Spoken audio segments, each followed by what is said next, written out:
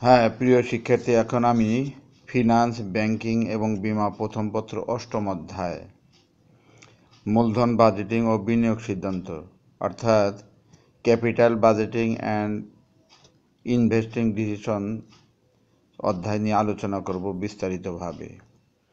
এই অধ্যায়ে আমরা স্থায়ী সম্পদ পুনঃস্থাপন, আধুনিকীকরণ, সম্প্রসারণ, নতুন পণ্য আনয়ন ও উৎকর্ষ সাধন, প্রকল্পে মূলধন বিনিয়োগ, লাভজনক কিনা যাচাই করে মূলধন বাজেটিংয়ের বিভিন্ন কৌশল ও বিনিয়োগ সিদ্ধান্ত নিতে পারব। অর্থাৎ মূলধন বাজেটিংয়ের ধারণা, মূলধনী প্রকল্পের প্রকারভেদ, মূলধন বাজেটিংয়ের আওতা, মূলধন বাজেটিংয়ের সমস্যা, মূলধন নিয়ন্ত্রণের গুরুত্ব ও বিনিয়োগ সিদ্ধান্ত গ্রহণের পদ্ধতি সমূহের তুলনা এবং ব্যাখ্যা করতে পারব। প্রিয় শিক্ষার্থীরা, আমরা জ্ঞান, অনুধাবন, প্রয়োগ এবং উচ্চতর দক্ষতা সব কিছু আয়ত্ত করার জন্য আমাদের মূলত দরকার জ্ঞান। আমি জ্ঞান বিষয়ে বিভিন্ন তথ্যগুলা বিষয়ভিত্তিক তুলে ধরার চেষ্টা করব। মূলধন বাজেটিং বা ক্যাপিটাল বাজেটিং কাকে বলা হয়? কোনো কোম্পানির দীর্ঘমেয়াদী বিনিয়োগ প্রকল্পগুলো মূলধনের ও নির্বাচনের জন্য যে প্রক্রিয়া করা হয় তাকে মূলধন বাজেটিং বলে। মূলধন বাজেটিং প্রণয়নের কয়েকটি পদক্ষেপ বলছি: প্রকল্প উদ্ভাবন, প্রকল্প মূল্যায়ন, প্রকল্প নির্বাচন, প্রকল্প সম্পাদন, প্রকল্প তদারকিকরণ ইত্যাদি। মূলধনী ব্যয় বা ক্যাপিটাল এক্সপেন্ডিচার বলিতে কি বোঝো?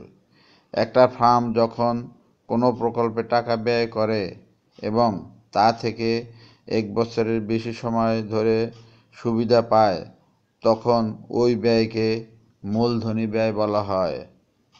স্বাধীন প্রকল্প বা ইন্ডিপেন্ডেন্ট প্রজেক্ট বলিতে কি বোঝো? যে প্রকল্পের নগদ আন্তঃপ্রবাহ বা নগদ বহিঃপ্রবাহ কোনোভাবেই অন্য প্রকল্পের উপর নির্ভরশীল নয়, তাকে স্বাধীন প্রকল্প বলা হয়। পরস্পর বর্ধনশীল প্রকল্প বলিতে কি বোঝো? মিউচুয়ালি এক্সক্লুসিভ প্রজেক্ট বলিতে কি বোঝো? পরস্পর বর্ধনশীল প্রকল্প বলতে বোঝায় যে একটি প্রকল্প নির্বাচন করা হলে অন্য প্রকল্পগুলো বর্জন করা হবে। মূলধন বরাদ্দকরণ বা ক্যাপিটাল রেশনিং বলিতে কি বোঝো? সীমিত তহবিল থাকার কারণে একাধিক লাভজনক প্রকল্পে আনুপাতিক হারে বিনিয়োগ করাকে মূলধন বরাদ্দকরণ বা ক্যাপিটাল রেশনিং বলা হয়। প্রাসঙ্গিক নগদ প্রবাহ বা রিলেভেন্ট ক্যাশ ফ্লো বলতে কি বোঝো? কোনো একটি বিশেষ প্রকল্প গ্রহণ করা হলে আগের চেয়ে অতিরিক্ত নগদ প্রবাহ হচ্ছে প্রাসঙ্গিক নগদ প্রবাহ। বর্ধিত নগদ প্রবাহ বা ইনক্রিমেন্টাল ক্যাশ ফ্লো বলতে কি বোঝো? একটা নতুন বিনিয়োগ করার কারণে অতিরিক্ত যে নগদ প্রবাহ হয় তাকে বর্ধিত নগদ প্রবাহ বা ইনক্রিমেন্টাল ক্যাশ ফ্লো বলা হয়। সনাতন নগদ প্রবাহ বা কনভেনশনাল ক্যাশ ফ্লো বলতে কি বোঝো? সনাতন নগদ প্রবাহ বলতে বোঝায় প্রাথমিকভাবে একটা নগদ বহিঃপ্রবাহ হবে এবং এরপরে ভবিষ্যতে অনেকগুলো আন্তঃপ্রবাহ পাওয়া যাবে।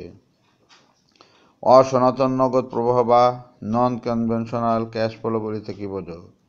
অসনাতন নগদ প্রবাহ বলতে প্রাথমিক বিনিয়োগের পরে পর্যায়ক্রমে নগদ আন্তঃপ্রবাহ ও নগদ বহিঃপ্রবাহ সৃষ্টিকে বোঝায়। প্রান্তিক নগদ প্রবাহ বা টার্মিনাল ক্যাশ ফ্লো বলতে কি বোঝো? কোনো বিনিয়োগ প্রকল্প শেষ হলে উক্ত প্রকল্পে রক্ষিত অবশিষ্ট সম্পদ এবং প্রকল্প থেকে প্রাপ্ত অর্থকে প্রান্তিক নগদ প্রবাহ বলা হয়। নিমজ্জিত ব্যয় বা সাঙ্ক কস্ট বলিতে কি বোঝো? অতীতে যে ব্যয় হয়েছে এবং যার কোনো প্রভাব বর্তমান সিদ্ধান্তের উপরে পড়ে না তাকে নিমজ্জিত ব্যয় বলা হয়। সুযোগ ব্যয় বা অপরচুনিটি কস্ট বলতে কি বোঝো? বাতিলকৃত বিনিয়োগ থেকে সম্ভাব্য আয় হচ্ছে গৃহীত বিনিয়োগের জন্য সুযোগ ব্যয়। প্রাথমিক বিনিয়োগ বা প্রাথমিক নগদ বহিঃপ্রবাহ বা initial investment or initial cash outflow বলতে কি বোঝো? একটি সম্ভাব্য প্রকল্পের জন্য আজকে যে প্রাসঙ্গিক নগদ বহিঃপ্রবাহ হয় তাকে প্রাথমিক বিনিয়োগ বা প্রাথমিক নগদ বহিঃপ্রবাহ বলে। অবচয়ের সরল রেখা পদ্ধতি বা straight line method of depreciation বলতে কি বোঝো? এটা অবচয় নির্ণয়ের এমন একটা পদ্ধতি যেখানে একটা সম্পত্তির ক্রয় মূল্য সমান একটা অংশে প্রতি বছর ব্যয় হিসাবে দেখানো হয়। লিখিত মূল্য বা রিটেন ডাউন ভ্যালু বলতে কি বোঝো? লিখিত মূল্য হচ্ছে একটা সম্পত্তির সেই মূল্য যা একটা সম্পত্তির ক্রয় মূল্য থেকে অবচয় এবং অবলোপন বাদ দিয়ে পাওয়া যায়। পুনরুদ্ধারকাল বা রিকভারি পিরিয়ড বলতে কি বোঝো? যে সময় ধরে একটা কোম্পানি একটা সম্পত্তির অবচয় নির্ণয় করে থাকে তাকে পুনরুদ্ধারকাল বলা হয়। পে ব্যাক সময় বা পরিশোধকাল অর্থাৎ পিবিপি বলতে কি বোঝো? প্রকল্পের প্রাথমিক বিনিয়োগ যে সময়ের মধ্যে উঠে আসবে ওই সময়কে পরিশোধকাল বা পে ব্যাক পিরিয়ড বলা হয়। নিট বর্তমান মূল্য বা নিট প্রেজেন্ট ভ্যালু সংক্ষেপে এনপিভি বলতে কি বোঝো? প্রকল্পের নগদ আন্তঃপ্রবাহের বর্তমান মূল্যকে নগদ বহিঃপ্রবাহের বর্তমান মূল্যের পার্থক্যকে নিট বর্তমান মূল্য বলা হয়। আন্তঃদায় হার বা অভ্যন্তরীণ মুনাফার হার বা internal rate of return IRR বলতে কি বোঝো? যে হার প্রকল্পের আন্তঃপ্রবাহের বর্তমান মূল্যকে প্রকল্পের বহিঃপ্রবাহের বর্তমান মূল্য সমান করে তাকে অভ্যন্তরীণ মুনাফার হার বা ইন্টারনাল রেট অফ রিটার্ন বলা হয়। নিট বর্তমান মূল্যের শর্ত বা এনপিভি ক্রাইটেরিয়া বলতে কি বোঝো? যদি কোনো প্রকল্পের নিট বর্তমান মূল্য ধনাত্মক হয় তাহলে প্রকল্পটি গ্রহণযোগ্য হবে, আর যদি ঋণাত্মক হয় তাহলে প্রকল্পটি বাতিল বলে গণ্য হবে। আইআরআর এর শর্ত বা আরআইআর ক্রাইটেরিয়া বলতে কি বোঝো? যদি কোনো প্রকল্পের আইআরআর মূলধন ব্যয় থেকে বেশি হয় তবে প্রকল্পটি গ্রহণযোগ্য হবে, আর আইআরআর মূলধন ব্যয় থেকে কম হলে প্রকল্পটি বাতিল বলে গণ্য হবে। পেব্যাক সময়ের শর্ত বা পেব্যাক পিরিয়ড ক্রাইটেরিয়া বলতে কি বোঝো? যদি কোম্পানি ধার্যকৃত সর্বোচ্চ পরিশোধকাল থেকে গণনাকৃত পরিশোধকাল কম হয় তবে প্রকল্পটি গ্রহণযোগ্য হবে। যদি একটা প্রকল্পের পরিশোধকাল 3.5 বছর হয় এবং প্রকল্পের মেয়াদ 5 বছর হয় তবে এর অতিরিক্ত সময় অর্থাৎ সুপার লাইফ কতদিন হবে? অতিরিক্ত মেয়াদ প্রকল্পের মেয়াদ মাইনাস পরিশোধকাল সমান 5 মাইনাস 3.5 1.5 বছর। কখন একটা প্রকল্পের নেট প্রেজেন্ট ভ্যালু 0 হয়? যখন নগদ আন্তঃপ্রবাহের বর্তমান মূল্য নগদ বহিঃপ্রবাহের সমান হয় তখন একটা প্রকল্পের এনপিভি 0 হয়। বাটাকৃত পরিশোধকাল বলতে কি বোঝো? যখন নগদ প্রবাহের বাটাকরণ করার পর পরিশোধকাল নির্ণয় করা হয় তখন তাকে বাটাকৃত পরিশোধকাল বলা হয়। মূলধন বাজেটিংয়ের সনাতন পদ্ধতিগুলো কি কি? 1. পরিশোধকাল পদ্ধতি। 2. গড় আয়ের হার পদ্ধতি। প্রকল্প বা প্রজেক্ট বলিতে কি বোঝো? একটা নির্দিষ্ট সময় একটা নির্দিষ্ট ব্যয়ের আওতায় যখন একটা নির্দিষ্ট পরিকল্পিত কাজ সম্পন্ন হয় তাকে প্রকল্প বলা হয়। গড় মুনাফার হার বা অ্যাভারেজ রেট অফ রিটার্ন বলিতে কি বোঝো?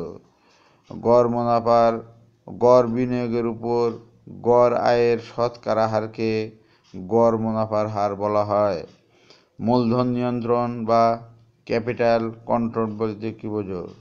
মূলধন নিয়ন্ত্রণ হলো এমন একটি আর্থিক অবস্থা যেখানে একটি ফার্ম একটি নির্দিষ্ট পরিমাণ অর্থ মূলধন ব্যয়ের জন্য বরাদ্দ করে থাকে।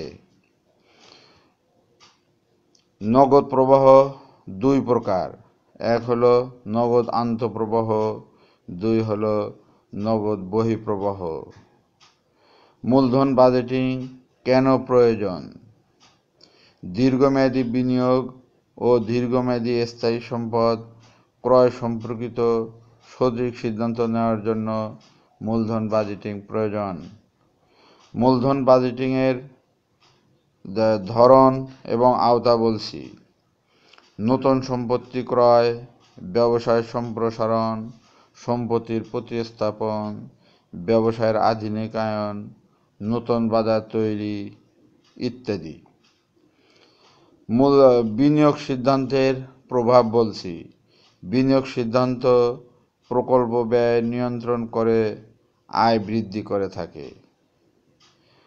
কোন ধরনের খরচ প্রকল্পের খরচ হিসাবে ধরা হয় না, অর্থাৎ সাঙ্ক কস্ট বা নিমজ্জিত ব্যয়কে প্রকল্পের খরচ হিসাবে ধরা হয় না। কোন ধরনের খরচ প্রকল্পের ব্যয় হিসাবে অন্তর্ভুক্ত হবে, অর্থাৎ অপরচুনিটি কস্ট বা সুযোগ ব্যয়। মূলধন বাজেটিংয়ের কৌশল প্রধানত 2টি। 1. সনাতন বা অবাটাকৃত পদ্ধতি। 2. বাটাকৃত বা আধুনিক পদ্ধতি। সনাতন পদ্ধতিগুলো বলছি। 1. পে ব্যাক পিরিয়ড বা গড় আয়ের হার। বাটাকৃত পদ্ধতিগুলো কি কি? Pay back period, discount period, নিট বর্তমান মূল্য, নেট প্রেজেন্ট ভ্যালু, আন্ত আয়ের হার, ইন্টারনাল রেট অফ রিটার্ন, লাভ প্রফিটেবিলিটি ইন্ডেক্স ইত্যাদি। সনাতন পদ্ধতির সীমাবদ্ধতাসমূহ: অর্থের সময় মূল্য ধারণাটি বিবেচনা করে না। মূলধন ব্যয়, আয়ুষ্কাল, ভগ্নাবশেষ মূল্য বিবেচনায় আনে না। পরিশোধকাল পদ্ধতি কখন উত্তম? প্রকল্পের তারল্য অধিক গুরুত্বপূর্ণ হলে, প্রকল্প মুনাফা যুক্ত হলে। গড় মুনাফার হার পদ্ধতি কখন উত্তম? প্রকল্পের মুনাফার উপর অধিক গুরুত্ব আরোপ করলে। এনপিভি 0 বলতে কি বোঝায়? প্রকল্পের আভ্যন্তরীণ আয়ের হার, ইন্টারনাল রেট অফ রিটার্ন, মূলধন ব্যয়ের অর্থাৎ কে সমান, অর্থাৎ RIRR = কে। প্রিয়